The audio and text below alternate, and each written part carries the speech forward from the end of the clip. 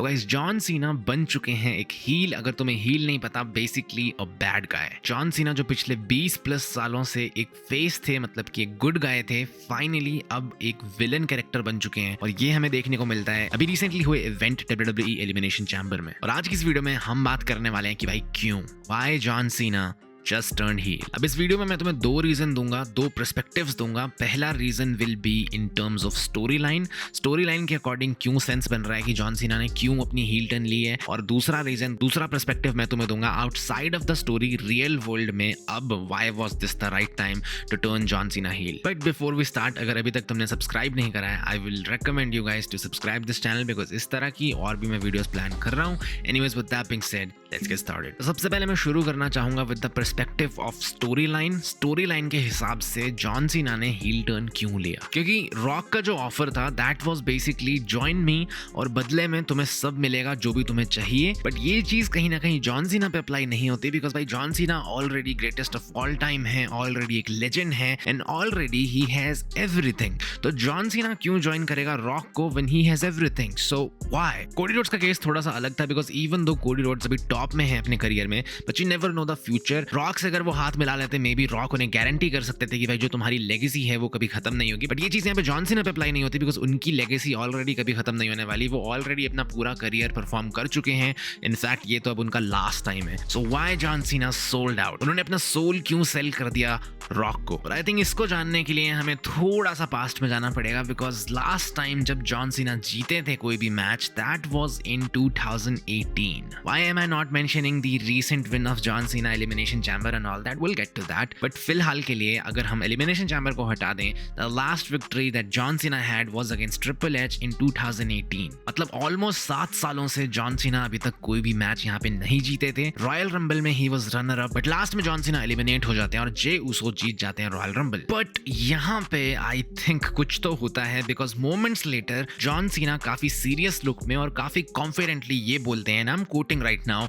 He says I can confidently say I am winning the 17th World Championship. Almost जैसे किसी ने बोल दिया हो कि you are definitely winning the 17th World Championship. एक और चीज मैं यहाँ पे पॉइंट आउट करना चाहूंगा कि भाई पूरे रॉयल रंबल मैच में जॉन सीना काफी गूफी थे, काफी फनी एक्सप्रेशंस वगैरह बना रहे थे। However, प्रेस कॉन्फ्रेंस में वो काफी सीरियस थे। So what if royal rumble match के बाद बट प्रेस कॉन्फ्रेंस से पहले यहाँ पे एक डील हुई है? What if that is when John Cena sold his soul to The Devil, The Rock? 2025 John Cena का लास्ट ईयर है, it is his retirement tour और हर कोई चाहता है कि वो अपने करियर को एक हाई नोट पे एंड करे। हाउएवर मेरी थ्योरी ये है कि भाई जॉन सीना ने ये पिछले 6 सालों में, पिछले 7 सालों में and in fact even in this royal rumble ये देख लिया था कि may be John Cena is not that guy anymore who can win on his own, who can win at all. मेरी थ्योरी के हिसाब से जॉन सीना को ये रियलाइज हो गया था कि शायद से अब वो वाले जॉन सीना नहीं है जो जीत सकते हैं। And this being a John Cena retirement tour, और अगर वो जीते ही नहीं अपने खुद के रिटायरमेंट टूर में, तो it won't be good for him and at the same time it won't be good for the WWE। और जैसा कि आई थिंक हम सब लोग जानते ही हैं, जॉन सीना WWE को सही में काफी पसंद करते हैं, तो वो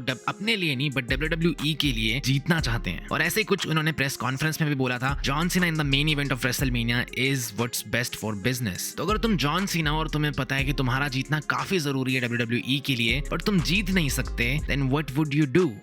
That's right, you will sell your soul to the man who can make sure that happens, The Rock. I think अभी तक की थ्योरी यहाँ पे सारी सेंस बन रही होगी। However, maybe इस थ्योरी में एक फ्लॉ है, because John Cena जीत जाते हैं on his own the Elimination Chamber match.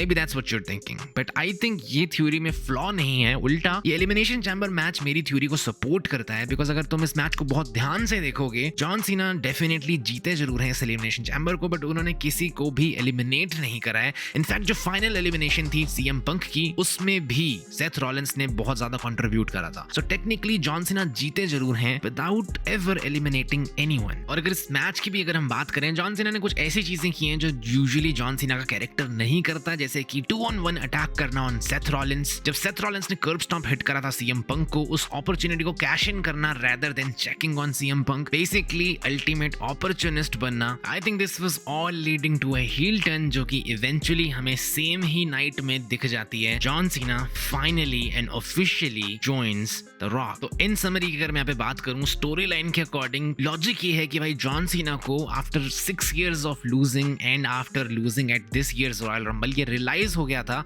कि अब John Cena on his own नहीं जीत सकते, उन्हें चाहिए help to win because he needs to win because that is what the company needs. मतलब जॉन सीना की नजरों में अभी भी वो सही ही काम कर रहे हैं बिकॉज उनका जीतना जरूरी है WWE के लिए। इट्स जस्ट दैट वो खुद से नहीं जीत सकते, इसलिए उनको हेल्प चाहिए। And I think this is why he joined the Rock. I guess what I am trying to say is John Cena ने रॉक को ज्वाइन किया है खुद के लिए नहीं, खुद की सक्सेस के लिए नहीं, बट WWE के लिए, WWE की सक्सेस के लिए, if that makes any sense. तो गाइस ये तो था स्टोरी लाइन वाला रीजन कि भाई स्टोरी लाइन के हिसाब से मेरे हिसाब से जॉन सीना ने हील टर्न क्यों लिया है। अब अगर हम यहाँ पे बात करें कि भाई रियल लाइफ में जॉन सीना ने अब क्यों डिसाइड किया है हील टर्न लेना, सो वेल आई थिंक इसका बहुत ही स्ट्रेट एंड सिंपल आंसर है कि भाई पहले जॉन सीना हील इसलिए नहीं बनते थे भाई बिकॉज आई थिंक WWE में कोई और ऐसा सुपरस्टार नहीं था जो उनके लेवल का बेबी फेस बन पाए। हाउएवर अब चीजें यहाँ पे चेंज हो चुकी हैं और I think WWE finally Cody Rhodes को कंसीडर कर रही है to be that big baby face. तो क्योंकि WWE में according to the WWE there is a man who can be that big baby face, I think it's just the matter of like they could finally afford John Cena to be a heel. पहले वो afford ही नहीं कर सकते थे John Cena को heal banana because उनके पास कोई वो उस लेवल का फेस नहीं था। हाउएवर आई थिंक अब WWE को लग रहा है कि भाई Cody Rhodes could be that big face and maybe they don't need John Cena as the face anymore और इसीलिए इस फ्यूड के लिए, इस राइवलरी के लिए जॉन सीना यहाँ पे हील बन गए। एक सेकंड एडिशनल रीजन अगर मुझे देना हो तो that will be for the fans. अगर तुम WWE I mean John Cena को फॉलो करते आए हो तो तुम्हें पता है भाई लास्ट में